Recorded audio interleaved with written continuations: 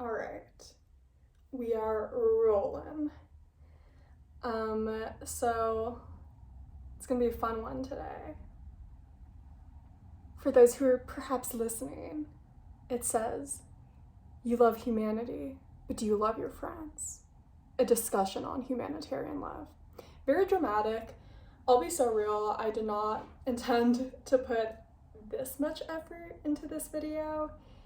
It was kind of more of like I just have had this frustration in regards to the way people approach friendships. And, I kept digging deeper, and then next thing you know, I'm taking quotes from here. I'm talking to my old ethnic studies professor, and I'm remembering this article I read in her class, and next thing you know, we're here, and I have not a PowerPoint, a Google Slides, which I haven't made, oh my god. No, it hasn't been a whole year, but almost a year. So we're getting back into the groove of things. I am truly an eternal student of life, and so are you.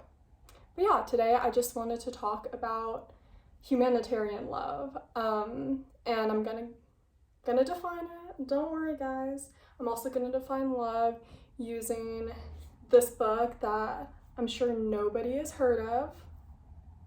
Just kidding. All the video essay legends who've done video essays on love have always quoted Miss Hooks, but incredible book. Highly recommend. In fact, let's dive into our first slide. All About Love by Bell Hooks. Like I said, great book. I could probably make a billion different videos about different topics in this book because love truly is such a huge discussion. So yeah, there's just so much to this book. I'm only going to be pulling from 2 chapters today, I think. So yeah, highly recommend. I guess this video, I can also send it to my friends who I've told to read this book and they still haven't read it, and I've been telling people to read this book for years. So do it, or just watch this video, or do both. So I'm getting out of breath already. Like, genuinely, I do not know how all the YouTubers do it. I think you just get used to it. I think there's also just like this adrenaline rush as soon as you press the record button and you're like, but that's where I'm at right now. So bear with me if I'm like huffing and puffing. But start with defining love. So this is pulled from chapter 1 of this book, which is titled Clarity, Give Love Words. And I'm going to be reading quite a bit now. So buckle on in. Also, I have notes, but I'll just keep them there.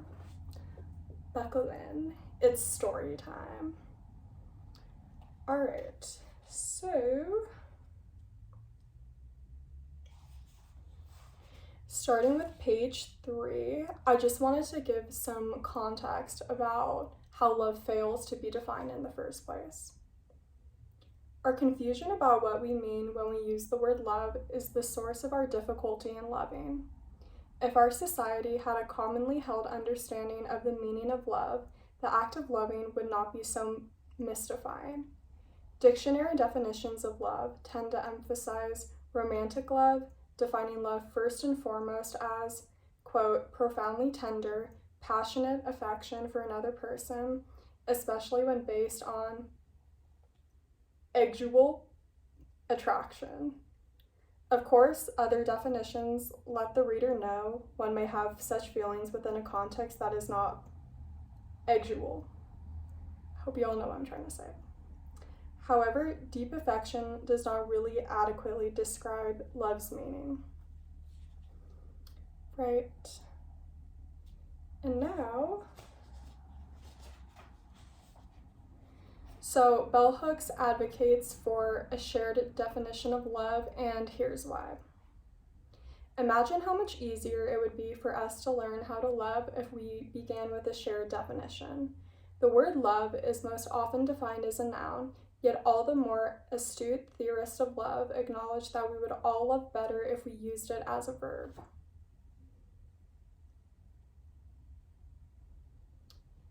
And then Hooks goes on to advocate for psychiatrist M. Scott Peck's definition of love, which says, the will to extend oneself for the purpose of nurturing one's own or another's spiritual growth.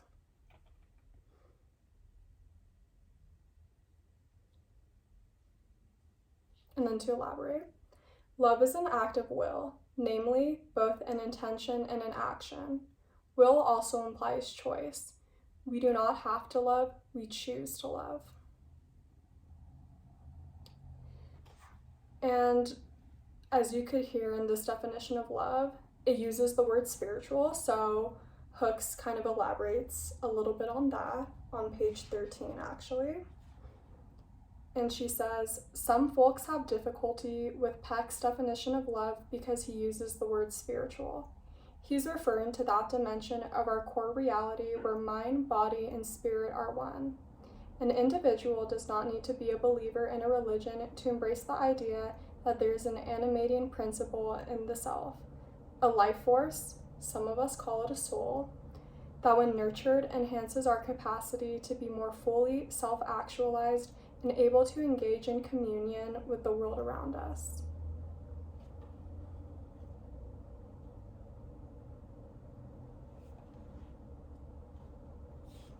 Using Peck's definition, Hooks counters the idea that love is something instinctual that we will simply know how to do without any instructions. So yeah, there's like this assumption that we all just somehow know how to love, right? And what's his name? M. Scott Peck's definition counters that because it emphasizes that there's a choice that needs to be made, and the choice is to nurture growth.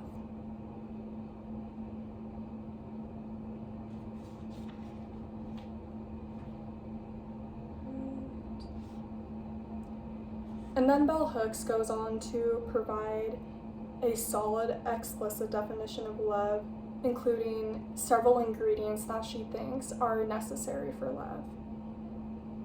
She says, to truly love, we must learn to mix various ingredients: care, affection, recognition, respect, commitment, and trust, as well as honest and open communication. And how am I trying to phrase this? I personally would add integrity to this definition, even though it's definitely implied here and also just throughout the book. And integrity is what I define, I don't have the Merriam-Webster definition, but I define it as having your actions match your words, right? Just the funny thing about integrity, not to get a tangent, but I don't know if anyone else had this in elementary school, but we had these like blue banners all around the school with like different words. It was like respect, compassion, integrity, and I feel like I just never knew what integrity meant. But I've also read The Will to Change by Bell Hooks, which is about masculinity and the patriarchy and whatnot. And she has a chapter, I believe, dedicated to integrity in that book. And it really just made me sit with what integrity actually means. And I'm just so much more aware of integrity, or rather the lack of integrity that I view just on a daily basis in so many different places. But it's a great word, just wanted to emphasize that. Alright, so just gave the definition that, did I? No, this is good. I just gave Bell Hooks' definition, which is something that I'll be referencing throughout this video. But yeah, when we define love in such explicit terms, we are required to confront our utter lack of love. Because a lot of us haven't experienced this love that bell hooks defines. And when we have to confront that we haven't experienced this is something that is obviously really challenging and also really painful. And to this, bell hooks says, undoubtedly, many of us are more comfortable with the notion that love can mean anything to anybody precisely because when we define it with precision and clarity, it brings us face to face with our lacks.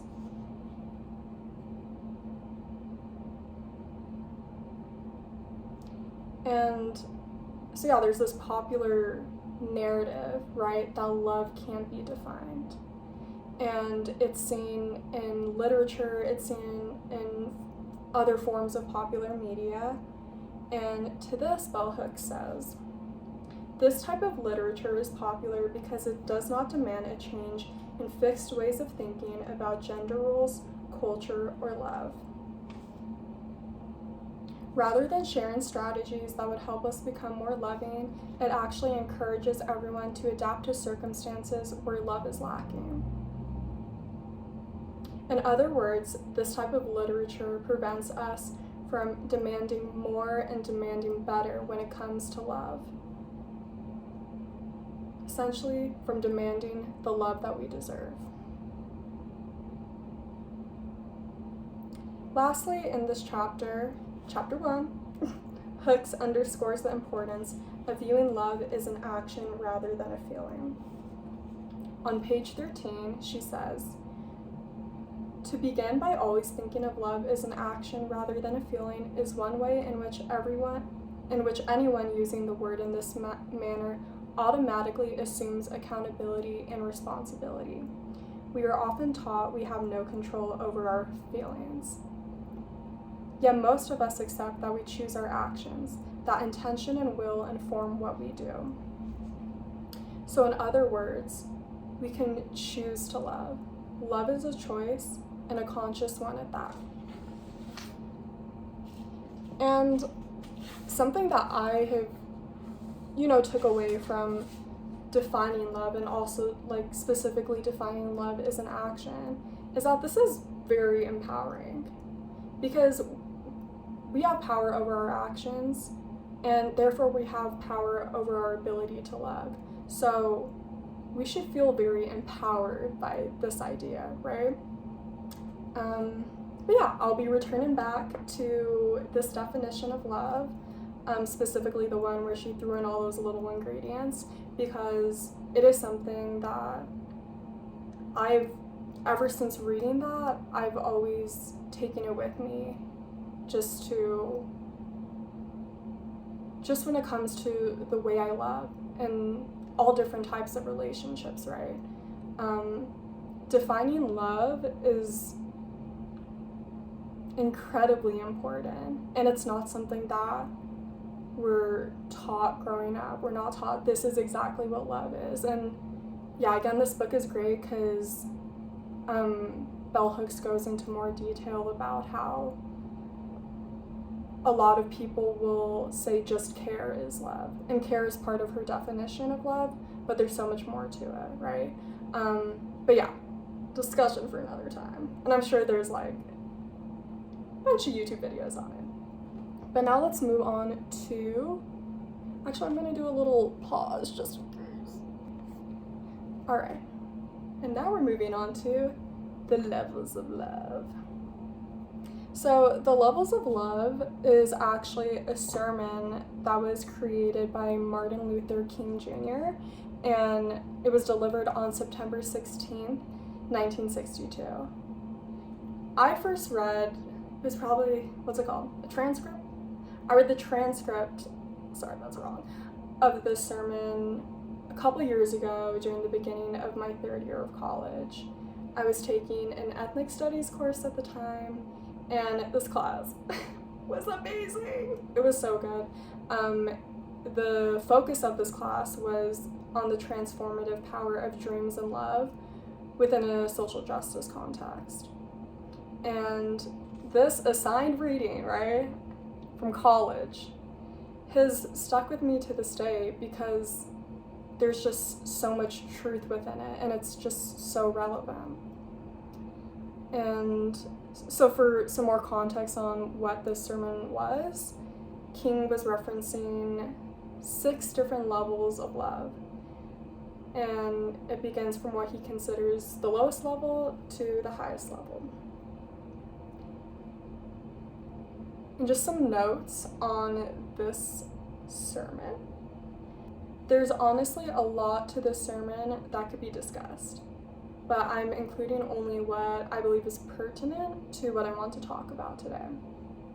So there are definitely further discussion point opportunities for, among other things, polyamory, jealousy, relationship anarchy, self-love, and also conditional and unconditional love. Additionally, another note, King was a pastor, and therefore this sermon, first of all, it's a sermon, it's informed by a Christian point of view. So there are parts of his message that I have revised because they reinforce gender roles and heteronormativity, which I'm not really here for. DBH.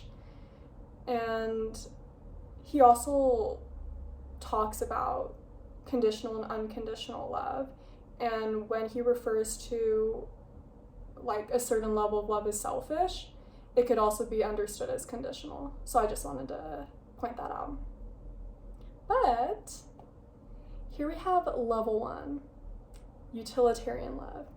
Fake and also selfish. So this is the lowest level of love because it's not even real love. And King says, here one loves another for his usefulness to him. So it's this idea of, what can you do for me? And he also, I just loved this term. He said a lot of meaningless pseudo-friendships are based off of this. So people will call someone their friend, but really it's just, they only call them their friend because that person is useful to them in some sort of way. So yeah, soup's selfish. And King also states that the person who engages in utilitarian love is merely loving himself through somebody else. It's also dehumanizing. He brings in, there's this philosopher called Immanuel Kant. He has something called the categorical imperative. I honestly don't feel like researching it, but King referenced it, so here we are. But basically, this categorical imperative and why King references it is because it talks about how people should be treated as an ends rather than a means, right? But in utilitarian love, people are treated as a means. They're treated as a way to get something else and not just as a human being. So yeah, messed up. Level 2 is romantic love. And this is where we move up into real love. But also, it's selfish, which we'll get into. So within this level of love, there is a degree of altruism. And King says a person who is really engaged in true romantic love will do anything to satisfy the object of that love. I kind of disagree, but I disagree a lot, actually. But the idea of what he's getting at is that you genuinely have regard for this other person, right? Like, you genuinely want to help them and care for them. And yeah, you love this person. But it's selfish. And King says, quote, "You love your lover because there's something about that person that attracts you." So there's a condition when it comes to romantic love, and it's that you're into them, right? Okay, moving on to level 3, parental love. Still selfish. King actually calls this mother's love, but I revised it because gender. I think what he describes is something that could be found in any type of parent, regardless of their gender identity. So he describes this type of love as loving care, tender concern, and patience. I thought this part was cute. He said, quote, I don't want to say him like quote in a shady way, but brings sunshine into dark places. Another quote, never quite gives up. And then another quote, no matter what the mistake is, no matter how low the child sinks, if it's a real parent, they still love them. But, still selfish, because it's almost unconditional, but the condition is that it's their child. And I thought it was really interesting, just as a side note, that he still points out that's not actually unconditional, because I think a lot of people will use this kind of parent-child dynamic and describe it as unconditional, but it's true. There's a condition, and it's that it's their kid. Very interesting. Level 4, friendship. This is a higher level than the previous ones, King says, because it is more inclusive. And then he has this flop of a statement that I'm going to read, but I disagree with. And he says, you see, romantic love at its best is always between two individuals of opposite sex, but when we rise to friendship, a man can love a man, a woman can love a woman. So, no, because romantic love at its best is not between, I'm not even going to go into it because I'm just not going to, but I revised it to, it's more inclusive because it includes those that you aren't attracted to. And King says, within friendships, you're, quote, united because of a common interest in something beyond themselves, end quote. And it's still selfish because you are friends with people that you like. Like, this sounds so simple, but it's so true, right? You love people that you like, and therefore the condition is that they need to be likable to you. It's true. It's so true. Level 5, humanitarian love. Still selfish. I mean, we're basically to the end. There's only one that's not selfish, but yeah, still selfish. And humanitarian love, King describes, is even more inclusive than all the other ones stated. More inclusive than friendship. Then I got a meaty quote here. The individual rises to the point that he loves humanity, and he rises to the point of saying that within every man there is a divine spark. He rises to the point of saying that within every man there is something sacred, and so all humanity must be loved. And so when one rises to love at this point, he does get a little higher because he is seriously attempting to love everybody, end quote. But King notes there is a danger point. And the danger point is that humanitarian love is impersonal. Another quote. It says, I love this abstract something called humanity, which is never quite concretized, like concrete, in an individual. Another quote. It's so easy to love an abstraction called humanity and not love individual human beings. This is like the main reason why I even wanted to include this level of loves part, because this is something I'm going to be referencing again. Level 6, agape love, the highest form of love. King states, it is unmotivated, it is spontaneous, it is overflowing, it seeks nothing in return. Another quote, you love every man, not for your sake, but for his sake.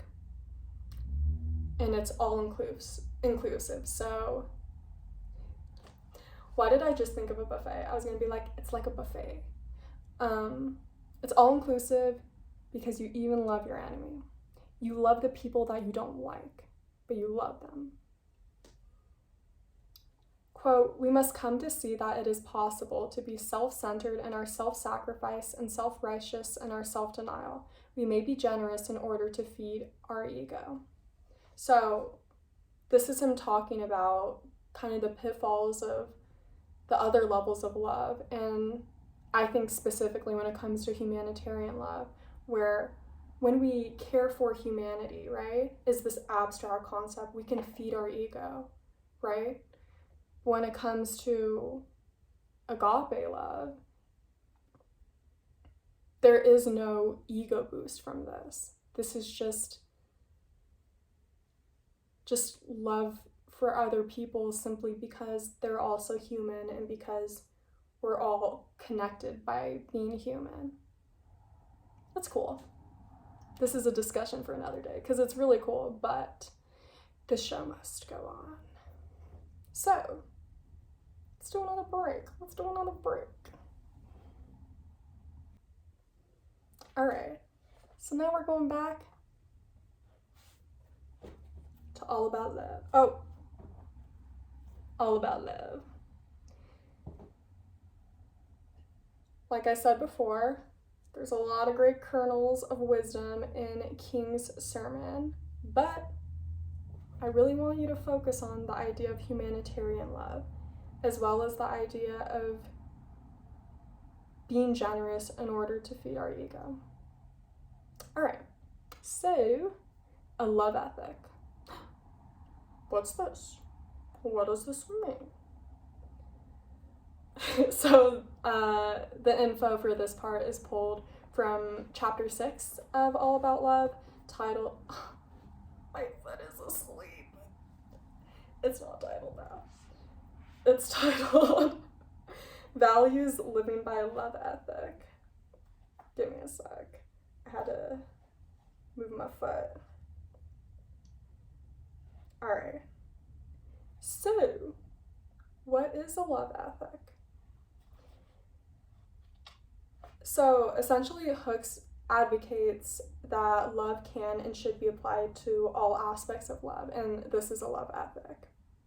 But on page 88, she says, "In large and small ways, we can make choices based on a belief that honesty, openness, and personal integrity need to be expressed in public and private decisions."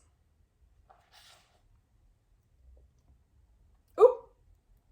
Not time for that. Sorry, guys. As I mentioned before, integrity is implied in the original definition of love she gives, but then she explicitly says it here, right? And then on page 90, she says, "There's a gap between the values people claim to hold and their willingness to do the work of connecting thought and action, theory and practice, to realize these values and thus create a more just society." When we embrace the love ethic, we can no longer deny that the current status quo, including both the world at large, but also, perhaps, our more personal relationships, is unacceptable. Lastly, to sum everything up nicely, Hooks writes, "Embracing a love ethic means that we utilize all the dimensions of love." And then she goes back to the OG definition, right? Care, commitment, trust, responsibility, respect, and knowledge in our everyday lives. We can successfully do this only by cultivating awareness. Being aware enables us to critically examine our actions, to see what is needed so that we can give care, be responsible, show respect, and indicate a willingness to learn. Okay. So, now that I've had all the cool people chime in, i.e. Bell Hooks and Martin Luther King Jr., it's time for me to tie everything together. Oh, and I'm actually going to briefly reference one more thing from Ms. Hooks. So, chapter 8 in All About Love is titled Community, Loving Communion. Ooh! Okay, here we go. I'm actually not going to dive deep into this chapter because her first point that she makes is really just what needs to be emphasized, and it's that community is necessary. We as humans don't exist in isolation. We do not thrive in isolation. And perhaps for the sake of this discussion, it would be helpful to define community. So according to Google, a community is a group of people living in the same place or having a particular characteristic in common. Although this definition is accurate, I would actually like to zero in and define community for our purposes as people living in the same place. When we define community as people living in the same geographical location, I personally believe it is clear to see that we do not have community. I'm gonna take a sip, one sec.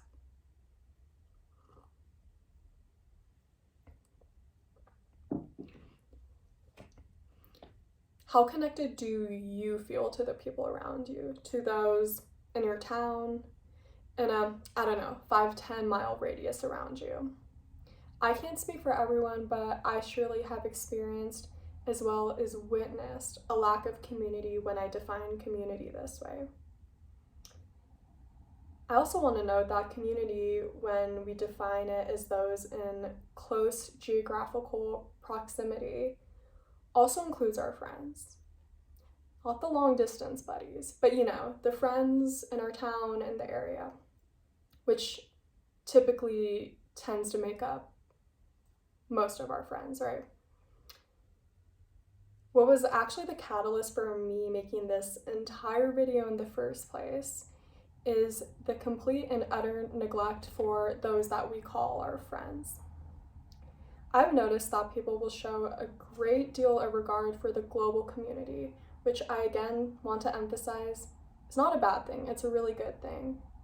However, these same people fail to show this type of regard for the people that they actually know and interact with on a frequent basis. And I have a problem with that.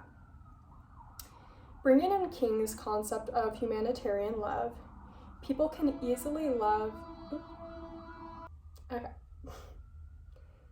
People can easily love this abstract idea of humanity and will open their hearts to images of blatant violence and injustice occurring in distant places.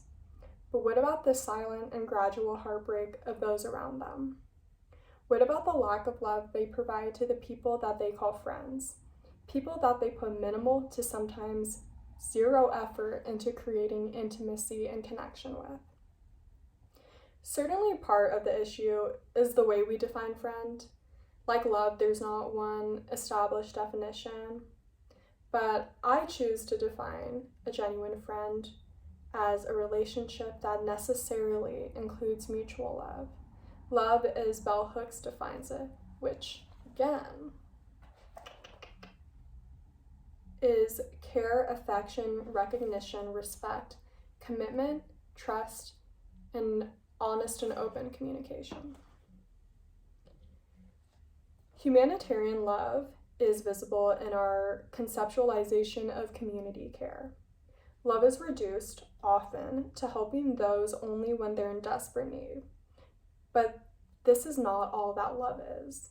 Love is fun, love is play, love is spending quality time with people, and love is maintaining communication and connection on a consistent basis. Not just when people are in great distress or times of need. And yeah, this takes work. It takes conscious effort and it takes energy. As I said before, we need community to prosper. But how can we expect to forge wonderful, loving, beautiful community if we don't even uphold love in our friendships? Theory is one thing, and it's beautiful and bold and eye-opening, but we cannot forget praxis. And praxis is just when we put theory into actions. We're no longer just reading and learning, we're engaging with the material outside of the books that we read. We're doing what we read and what we learn about. To have a value means to integrate it into all you do, including your day-to-day life. Praxis means there's no division between you as a radical and you as you. You are your values, and you practice them in small, but also large, but also small ways. You practice them when you're offline, out of the classroom, when it's not visible, in all spaces, in spaces not explicitly positioned as a gathering space for radicals. You practice it in the grocery store, on a walk in the park, and when you order coffee from your barista. And yes, obviously when you interact with people that you call your friends. This means respecting your friends, respecting their time, and honoring that a real friendship requires effort. And if you don't want to put in this effort, be honest to yourself, first and foremost, and be honest to them. Adhere to this love ethic that you claim to have, an ethic that includes respect and honest communication, and communicate how you feel. Don't you see? How can we have a world full of love if we don't practice love in our personal lives? The world cannot transform into a just one where everyone's lives are valued, where everyone is loved, when we don't even practice love beyond our romantic partners and our parents and our kids and maybe like 2 of our friends. What about everyone else? There is, of course, so much more to the discussion of love. Really, it's a never-ending one. But this, to me, is an empowering message. So many times when we see the messed up things going on in the world, we can feel powerless. We can feel like there's nothing we can do. And there are multiple ways to help the world and to help humanity, and here's one of them. Practicing love with your friends. That's it. It seems simple, but ask yourself, how many friends do you actually practice care, affection, recognition, commitment, trust, and honest and open communication with? All of those things, yeah. Maybe it's 1, maybe it's 2, maybe it's 4. Also, maybe it's none of them. Let yourself admit the truth. And let the truth set you free from the illusions preventing you from living with a love ethic and from creating this world and contributing to this world that we all deserve to live in. And that is all for today. Thanks for listening. Ooh.